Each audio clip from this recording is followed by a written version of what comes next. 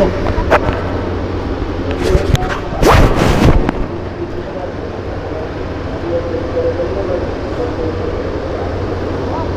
الله الرحمن الرحيم.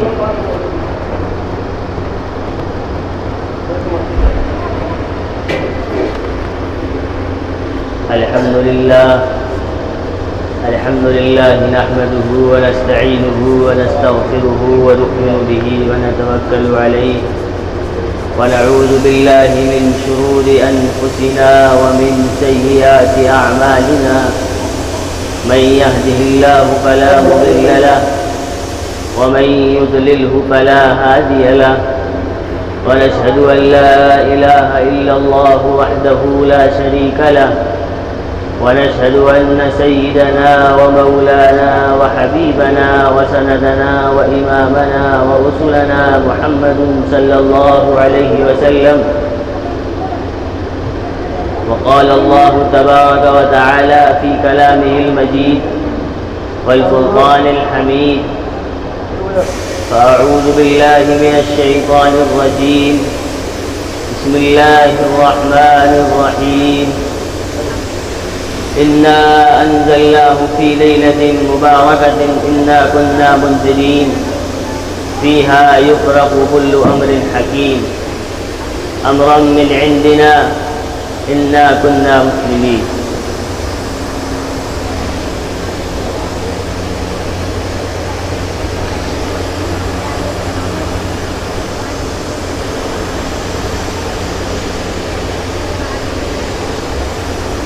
صدق الله مولانا العلي العظيم. وقال النبي صلى الله عليه وسلم: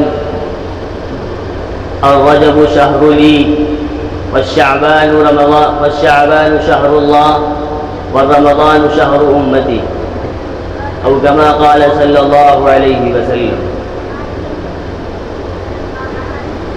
میرے محترم بزرگوں اور دوستوں اور قابل قدر نوجوان کرام اور سامعین کرام، آج اسلامی مہینوں کے اعتبار سے یہ مہینہ شعبان المعظم کا مہینہ ہے. اسلامی مہینوں کے اعتبار سے یہ مہینہ شعبان المعظم کا مہینہ ہے.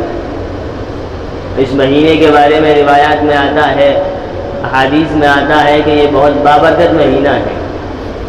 یہ بہت بابرکت مہینہ ہے جس کے بارے میں خود جناب کریم رسول اللہ صلی اللہ علیہ وسلم نے ارشاد فرمایا کہ رجب میرا مہینہ ہے، شعبان اللہ کا مہینہ ہے، اور رمضان میری امت کا مہینہ ہے. شعبان کو اللہ کا مہینہ قرار دیا ہے. یہ مہینہ بہت بابرکت مہینہ ہے، اور اس مہینے کے بارے میں آتا ہے کہ نبی اکرم صلی اللہ علیہ وسلم اس مہینے میں کثرت سے روزہ رکھتے تھے. اس مہینے میں خود جناب کریم رسول اللہ صلی اللہ علیہ وسلم کثرت سے روزہ رکھتے تھے. ایک دوسری روایت میں آتا ہے کہ آپ حضرت صلی اللہ علیہ وسلم اس مہینے میں پورے مہینے روزہ رکھتے تھے. پورے مہینے روزہ رکھتے تھے. ایک روایت میں آتا ہے کہ اس مہینے میں روزہ 1 شعبان سے لے کر 27 شعبان تک رکھنا چاہیے. 1 شعبان سے 27 شعبان تک رکھنا چاہیے. 3 دن پہلے یا 2 دن پہلے چھوڑ دے تاکہ رمضان کے لیے بالکل چست کے ساتھ نشاط پیدا ہو جائے، تاکہ رمضان کے روزے اچھے طریقے سے رکھیں. 2 دن یا 3 دن پہلے چھوڑ دیں. اور اس روزے کے بارے میں 15ویں شعبان کے بارے میں جو آتا ہے جسے شب برات کہتے ہیں، آج کل یہ بہت زیادہ عام ہو چکا ہے کہ انسان واٹس ایپ پر یا فیس بک پر یا انٹرنیٹ کے ذریعے لوگوں کے پاس ایک وہ بیچتا ہے معافی نامہ کہ میری کوئی غلطی کوتاہی ہو گئی ہو تو معاف کر دینا، کہ اللہ تعالیٰ آج رات میں تمام لوگوں کی روزی بانٹتے ہیں، مغفرت کرتے ہیں، سب کچھ کرتے ہیں، تو میری کوئی غلطی کوتاہی ہو تو معاف کر دینا. حالانکہ یہ بالکل غلط ہے. یہ بالکل غلط ہے. اس پر آپ جس کو جانتے ہو اس کے پاس بھی بھیجتے ہو، جسے نہیں جانتے اس کے پاس بھی بھیج دیتے. یہ کوئی معافی نامہ نہیں ہوتا. کہ آپ کسی کے پاس کچھ لکھ کر بھیج دیں کہ مجھے معاف کر دیں. ارے آپ نے جس کو تکلیف پہنچائی ہے، آپ کے ذریعے جس کو تکلیف پہنچی ہے، آپ اس کے پاس بذات خود جائیں اور اس سے جا کر معافی مانگیں تو اس وقت تو کچھ ممکن ہے کہ انسان معاف کر بھی دے. اب یہ کیا نئی صورت کا واٹس ایپ کے ذریعے، فیس بک کے ذریعے، کسی اور چیز کے ذریعے، انٹرنیٹ کے ذریعے لوگوں میں یہ چیز عام ہوتی جا رہی ہے کہ غلط چیز انسان کتنی جلدی پکڑتا ہے، اچھی چیز کو بہت جلدی چھوڑ دیتا ہے. اچھی چیز کو لینے کے لیے انسان کو بہت وقت لگتا ہے، بہت ٹائم لگتا ہے، لیکن اگر کوئی غلط چیز یا بری چیز آ رہی ہو تو اسے فوراً قبول کر لیتا ہے. انسان کی طبیعت یہ بن چکی ہے کہ غلط چیز کو فوراً قبول کر لیتا ہے اور اچھی چیز کو بہت دیر میں قبول کرتا ہے. تو یہ غلط بات ہے، اس لیے اس طریقے سے اس کام سے بچیں. واٹس ایپ کے ذریعے، فیس بک کے ذریعے آپ یہ معافی نامہ بھیجتے ہیں، اس سے بالکل بچنا چاہیے. اور یہ رات شب برات کی رات ہے، اور ہم نے اس کو نام کو ہی بالکل بگاڑ کر رکھ دیا ہے کہ صبرات کی رات آئی. کیا ہے آج؟ صبرات. حالانکہ وہ صبرات نہیں، شب برات ہے. کیا ہے؟ شب برات. شب کے معنی رات کے آتے ہیں اور برات کے معنی آزادی کے آتے ہیں. یعنی اللہ تعالیٰ اس رات کے اندر جو گنہگار بندے ہوتے ہیں وہ اپنے گناہوں کی معافی مانگتے ہیں تو اللہ تعالیٰ انہیں معاف کر دیتا ہے.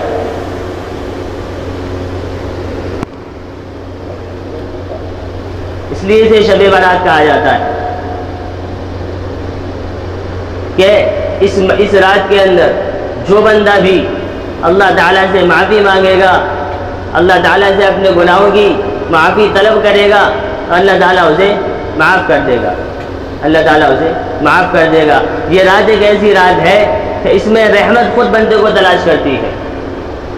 اس میں رحمت خود بندے کو تلاش کرتی ہے، اور پورے مہینے اور پوری سال بندہ رحمت کو تلاش کرتا ہے. ایک ایسی مبارک رات ہے کہ جس میں رحمت خود بندے کو تلاش کرتی ہے. اس لیے نوافل کا بھی اہتمام کرنا چاہیے. ایک صحابی نے اللہ کے نبی صلی اللہ علیہ وسلم سے پوچھا، یا رسول اللہ صلی اللہ علیہ وسلم، آپ شعبان کے مہینے میں اتنے روزے کیوں رکھتے ہیں؟ آپ شعبان کے مہینے میں اتنے روزے کیوں رکھتے ہیں؟ تو جناب کریم رسول اللہ صلی اللہ علیہ وسلم نے ارشاد فرمایا، اے میرے صحابہ، میں اس لیے روزے رکھتا ہوں کیونکہ آج کے دن بندوں کے اعمال پیش رب کے سامنے کیے جاتے ہیں. آج کے دن بندوں کے اعمال پیش کیے جاتے ہیں، رب کی بارگاہ میں پیش کیے جاتے ہیں. تو میں یہ چاہتا ہوں کہ میرے جب اعمال اللہ کے سامنے پیش کیے جائیں تو میں روزے سے ہوں، تو میں روزے دار ہوں، روزے سے ہوں.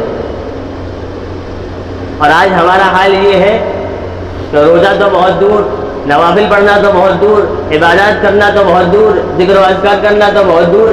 ہم لوگ شور و شغب لہو و لعب میں لگ جاتے ہیں. رات آتی ہے قبرستان میں بھیڑ کی بھیڑ لگا دیتے ہیں. حالانکہ جناب کریم رسول اللہ صلی اللہ علیہ وسلم جب قبرستان گئے تھے تو اتنا دبک کر گئے تھے کہ کسی کو معلوم نہیں ہوا تھا کہ آپ قبرستان تشریف لے گئے. لیکن آج ہمارا حال کیا ہے؟ ہم لوگ قبرستان جاتے ہیں، منع نہیں ہے کہ آپ قبرستان نہ جائیں، آپ قبرستان جائیں، پھول کے لیے دعا کریں، قرآن پڑھ کر بخشیں، سب کچھ کریں. لیکن وہاں جا کر جو ٹولیوں کی ٹولیاں جاتی ہیں، ہنسی مذاق کرتے ہوئے جاتے ہیں، ارے یہ رات ہنسی مذاق کرنے کی تو نہیں ہے بھائی. ارے اس رات میں تو اللہ تعالیٰ بالکل آزاد کر رہا ہے سب کو کہ کوئی بندہ ہے جو مجھ سے طلب کرے، کوئی ہے جو اپنے گناہوں کی مجھ سے معافی مانگے، کوئی ہے جو مجھ سے رزق مانگے میں اسے رزق دے دوں. اور آج کل ہم اس رات میں تو بجاتے خود سب کو فون کر کے بلایا جاتا ہے کہ آ جاؤ جلدی، قبرستان چل رہے ہیں، وہاں پر ڈی جے لگے ہوئے ہیں، بیان چل رہا ہے، سب کچھ ہنسی مذاق اتنا بہت زیادہ کھلے عام ہوتا ہے. اور ایک غلط بات یہ عام ہوتی جا رہی ہے کہ 15ویں شعبان کی رات کو سمجھتے ہیں کہ نہیں عید آ گئی، اس پہ نئے نئے کپڑے پہنتے ہیں. حالانکہ جناب کریم رسول اللہ صلی اللہ علیہ وسلم نے فرمایا کہ مسلمان کی صرف 2 عیدیں ہیں، ایک عید الاضحیٰ اور ایک عید الفطر. اس کے علاوہ اسلام میں کوئی تیسری عید نہیں ہے. لیکن آج کے دن بھی نئے نئے کپڑے پہننا، بازاروں میں ڈولنا، پٹاخے جلانا، پتہ نہیں کیا کیا غلط رسومات بہت زیادہ عام ہوتی جا رہی. اس سب سے بچنا چاہیے. کہ وہ جناب کریم رسول اللہ صلی اللہ علیہ وسلم جس نے ہماری خاطر اپنے پیٹوں پر پتھر باندھے، جس نے ہماری خاطر گالیاں کھائیں، اس دین کو ہم تک پہنچایا، کتنی تکلیفیں مشقتیں برداشت کرنے کے بعد، اور آج ہم اس دین کا جنازہ نکال رہے ہیں۔ کوئی پرواہ نہیں ہوتی ہمیں کہ ہم کیا کر رہے ہیں اور کیا کرنا چاہیے اور کیا نہیں کرنا چاہیے۔ ساری سنتوں کو پامال کر دیتے ہیں، نمازوں کا کوئی پتہ نہیں ہے، کسی چیز کا کوئی پتہ نہیں ہے، قرآن کی تلاوت کوئی پتہ نہیں، نماز پڑھنا کوئی پتہ نہیں۔ مسلمانوں کا حال تو یہ ہو چکا ہے، ہم سے تو غیر اچھے ہیں پھر، کم از کم وہ روز پوجا تو کرنے جاتے ہیں، ہم تو اپنے رب کو جمعے کے جمعے یاد کر لیتے ہیں یا عید کی عید پہ یاد کر لیتے ہیں۔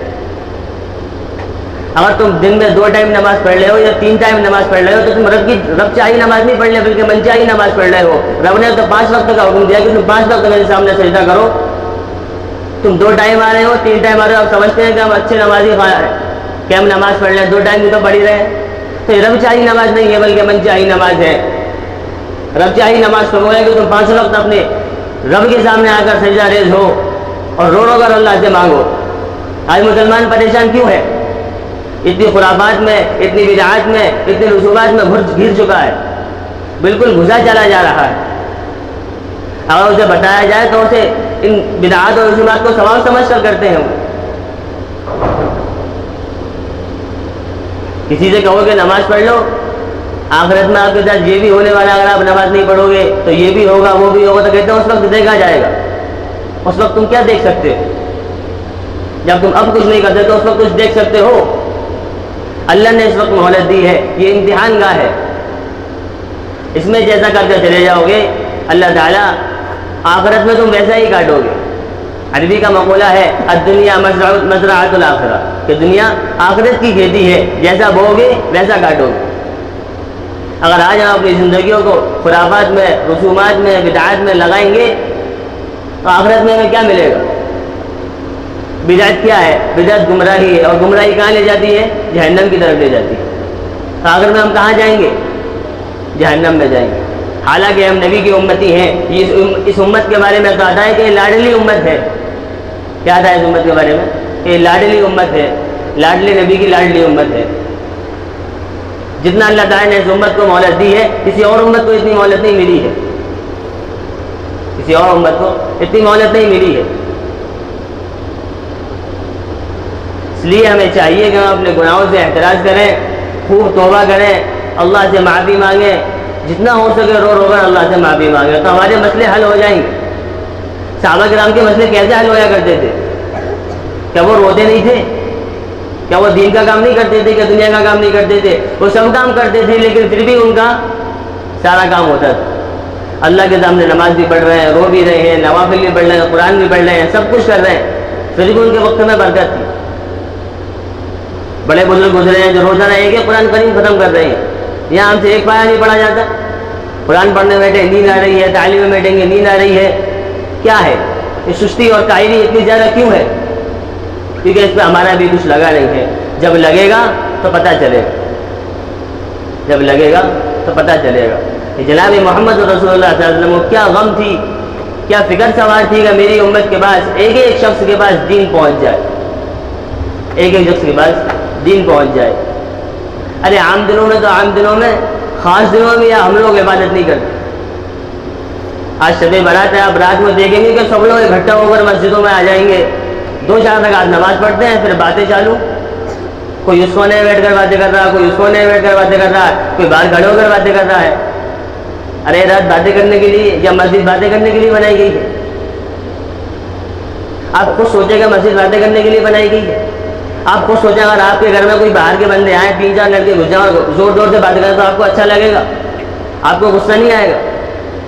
ظاہر سی بات آئے گا، کیونکہ آپ کو آپ کے گھر میں بہن بیٹی بھی ہے، سب کچھ ہے، اور آپ کی نیند بھی خراب ہوگی۔ تو اس رب کے دربار میں اگر ہم زور زور سے باتیں کریں اس رب کو غصہ نہیں آئے گا؟ لیکن پھر بھی ہمیں چھوڑے ہوئے، پھر بھی مہلت دے رہا ہے۔ یہ تو فرشتے ہمارے ساتھ ہر وقت رہتے ہیں، ایک نیکی لکھنے کا فرشتہ اور ایک گناہ لکھنے کا فرشتہ۔ نیکی لکھنے والا فرشتہ ہم دل میں نیت بھی کریں گے یہ اچھا کام کریں گے تو فوراً لکھ دیتا ہے، لیکن ہم غلط کام کرنے کا ارادہ کریں، پورا غلط کام کر بھی دیں، پھر بھی نہیں لکھا جاتا۔ اللہ تعالیٰ کہتا ہے کہ میرے بندے کو مہلت دو، شاید توبہ کر لے۔ شاید توبہ کر لے. اگر وہ توبہ کر لیتا ہے تو گناہ معاف ہو جاتا ہے. اگر توبہ نہیں کرتا تو دل پر ایک سیاہ دھبا لگ جاتا. ہمارے دل سیاہ ہو چکے ہیں, بالکل مردہ ہو چکے ہیں.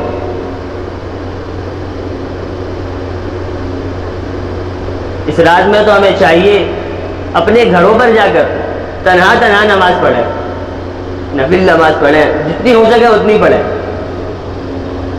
حضرت مولانا الیاس محمد نے فرمایا کہ اگر آپ سے نوافل نہیں پڑھے جائے تو آپ عشاء کی نماز جماعت سے پڑھیں اور اٹھ کر فجر کی نماز جماعت سے پڑھیں اور تہجد کے وقت اٹھ جائیں, اس وقت نماز پڑھ لیں. پوری رات سوئے, آپ سے کون کہہ رہا ہے کہ آپ پوری رات عبادت کریں؟ مستحب کام ہے, آپ کریں گے تو ثواب ملے گا, نہیں کریں گے تو گناہ نہیں ملے گا. یہ کوئی فرض اور واجب نہیں ہے کہ یہ کام کرنا ہی کرنا ہے. جیسے 5 وقت کی نماز فرض ہے, اگر آپ وہ نہیں کریں گے تو اس کو گناہ ملے گا. ایک فرض ہوتا ہے اور ایک قرض ہوتا ہے. ایک فرض اللہ تعالیٰ نے آپ کے اوپر فرض کیا ہے تو آپ کو یہ چکانا ہی چکانا ہے.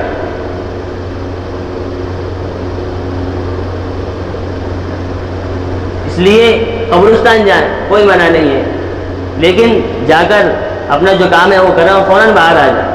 وہاں جا کر ہنسی مذاق کرنا, ٹولیوں کے ساتھ جانا, راستوں میں کتنی شور شراب کرتے ہو, اس سے خود کو تکلیف نہیں بلکہ دوسروں کو کتنی تکلیف ہوتی ہے. اور آپ نے پڑھا ہے کہ ایذاء مسلم حرام ہے, مسلمان کو تکلیف پہنچانا حرام ہے. تو آپ ایک حرام کام کا ارتکاب کرو گے.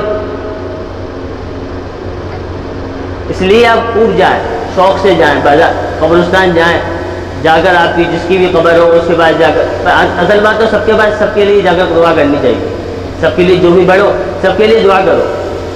ہو سکتا ہے اس میں ایسی بھی قبریں ہوں جن کے گھر والے ان کو کوئی اعمال نہ پہنچاتے ہوں, جن کے گھر والے پڑھے لکھے نہ ہوں, قرآن پڑھ کر ثواب نہ پہنچاتے ہوں یا کسی اور طریقے ثواب نہ پہنچاتے ہوں, تو اس لیے سب کے لیے کرنی چاہیے.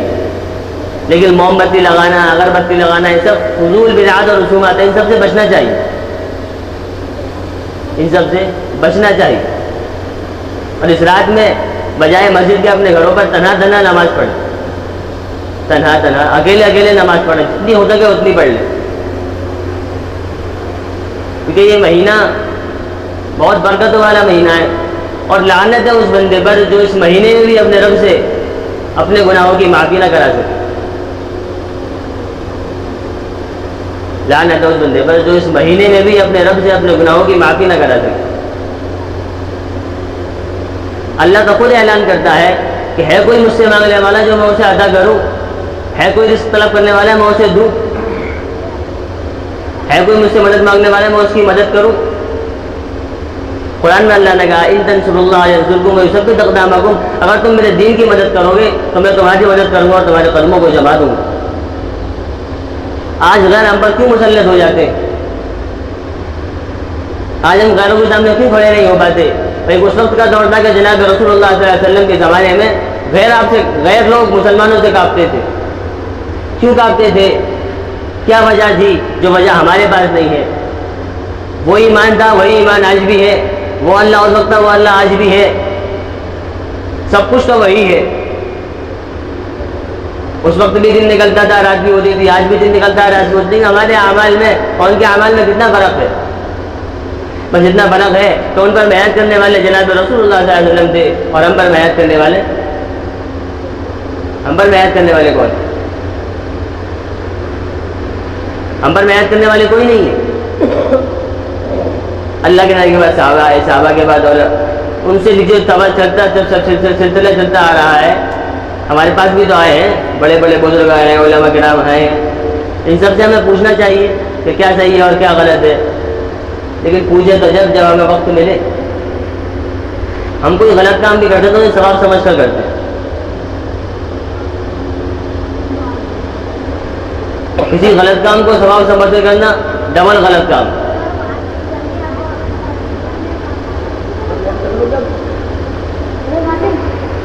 اس لیے آج رات کو خوب عبادت کریں, خوب قرآن پڑھیں. اب یہ روایت آپ کے سامنے بیان کی تھی کہ اللہ کے نبی صلی اللہ علیہ وسلم میں خوب کثرت سے روزہ رکھتے تھے. تو ایک صحابی نے پوچھا رسول اللہ آپ روزہ کیوں رکھتے ہیں؟ تو کیا کہا تھا انہوں نے کہ اس رات میں بندوں کے اعمال پیش کیے جاتے ہیں. جب میرے اعمال پیش کیے جائیں گے, تو میرے اعمال پیش کیے جائیں تو میں روزے دار ہوں. کیا ہوں میں؟ روزے دار ہوں. حالانکہ نبی تو معصوم ہوتے ہیں, ان سے کوئی گناہ نہیں ہو سکتا. نبی تو معصوم ہوتے ہیں. جب نبی کو یہ فکر ہے کہ جب میرے رب کے سامنے میرے اعمال پیش کیے جائیں تو میں روزے دار ہوں, تو ہمیں کیا ہونا چاہیے؟ ہمیں روزہ رکھنا چاہیے, رکھنا چاہیے. نے فرمایا کہ یہ روزہ مستحب ہے, سنت بھی نہیں ہے, واجب بھی نہیں ہے, فرض بھی نہیں ہے, مستحب ہے. ضعیف حدیث سے ثابت ہے. اس کا مطلب کیا ہے؟ اب روزہ نہ رکھیں. کبھی کبھار ضعیف حدیث کو فضائل کی وجہ سے بڑھوتری دے دی جاتی ہے. ضعیف حدیث کو بھی, کمزور حدیث کو بھی صحیح حدیث نہ ہونے کے بالمقابلے میں فضائل کی وجہ سے بڑھوتری دے دی جاتی ہے. تو اس لیے روزہ رکھنا, سب کام کرنے ہیں جو کرنے ہیں, کیونکہ آج ایسی رات ہے جو پورے سال میں نہیں ہے. کیونکہ آج کی رات میں رحمت خود بندے کو تلاش کرے گی, بندہ رحمت کو تلاش نہیں کرے گا. اور دنوں میں تو ہم بندے رحمت کو تلاش کرتے ہیں, لیکن آج کی رات میں رحمت خود بندے کو تلاش کرے گی. ایک مرتبہ اللہ کے نبی صلی اللہ علیہ وسلم امی عائشہ کے ساتھ حجرے میں لیٹے ہوئے تھے. امی عائشہ کی رات میں آنکھ کھلی تو آپ صلی اللہ علیہ وسلم کمرے میں نہیں تھے. آپ صلی اللہ علیہ وسلم کمرے میں نہیں تھے. تو امی عائشہ گھبرائی کہ حضور کہاں چلے گئے, حضور کہاں چلے گئے. آپ نے ڈھونڈا, باہر نکلی حجرے سے, ساری ازواج مطہرات کے حجرے میں گئی, آپ کو وہاں نہیں, آپ وہاں نہیں ملی. پھر آپ باہر نکلی تو آپ کو دیکھا جنت النعیم میں آپ رو رو کر دعا مانگ رہے ہیں. آپ جنت النعیم میں رو رو کر دعا مانگ رہے ہیں. تو امی عائشہ اگر کھڑے ہوئے, حضور نے کہا اے عائشہ تم جانتی ہو کہ آج کی کون سی رات ہے؟ فرمایا آج کی رات بہت برکت والی رات ہے, بہت برکت والی رات ہے. میں اپنی امت کے لیے مغفرت کی دعا مانگ رہا ہوں. جب ہمارے نبی ہمارے لیے اتنا سوچ رہے ہیں, اتنا کر رہے ہیں, اتنی فکر ہمارے نبی کو ہماری ہے, تو ہمیں کتنی ہونی چاہیے؟ جب کوئی دوسرا آدمی ہمارے لیے اتنا سوچے, پھر ہمیں کتنا سوچنا چاہیے اپنے بارے میں. دنیا میں تو یہ ہوتا ہے کہ دنیا والا کوئی اگر آپ کی تھوڑی محنت کرے تو آپ اس کی بہت زیادہ محنت کرنے کو جائیں گے. آپ کا دل کیا کر رہا ہے کہ میں بھی اس کی بہت زیادہ مدد کروں. لیکن جناب رسول اللہ صلی اللہ علیہ وسلم نے ہماری خاطر, اس دین کی خاطر کتنی تکلیفیں برداشت کریں, کتنی مشقتیں برداشت کری, لیکن ہم انہیں کیا صلاح دیتے ہیں؟ نماز چھوڑ دیتے ہیں, ان کی سنتوں کو پامال کر دیتے ہیں, ان کے احکاموں کو چھوڑ دیتے ہیں. سب کچھ بالکل فراموش کر دیا ہے, سب کچھ بالکل چھوڑ دیا ہے. جب ہم دنیا کے لوگوں کے بارے میں یہ سوچتے ہیں تو ہمیں رسول اللہ صلی اللہ علیہ وسلم کے بارے میں کتنا سوچنا چاہیے کہ وہ تو ہمارے بارے میں اتنا سوچ رہے ہیں اور ہم ان کے بارے میں کیا سوچ رہے ہیں. تو اس لیے آج رات کو انشاءاللہ سب خوب نفل پڑھیں گے, لیکن شور شغب نہیں, تنہا کرنا پڑ رہی ہے. اگر مسجد میں نہ, اپنے گھروں میں پڑھیں گے, زیادہ کھول جگہ اپنے گھر میں پڑھیں, لیکن مسجد میں آئیں تو شور و شغب نہ ہو. 2-4 رکعت پڑھا اور پھر سو جاتے ہیں, صبح اٹھتے ہیں آرام سے اچھی نیند لے کر. گھر پہ کیا کہتے ہیں کہ ہم مسجد میں آ رہے ہیں نماز پڑھیں. تو ٹھیک ہے انشاءاللہ قبرستان جائیں, شور و شغب نہ ہو کہیں بھی جاؤ, مطلب دوسروں کو تکلیف نہ ہو آپ کی ذات سے. کریں گے انشاءاللہ. تو اس پر اللہ تعالیٰ ہم سب کو کہنے سننے سے زیادہ عمل کو اپنی کچھ چیز کروا. ابھی سب حضرات سنت پڑھ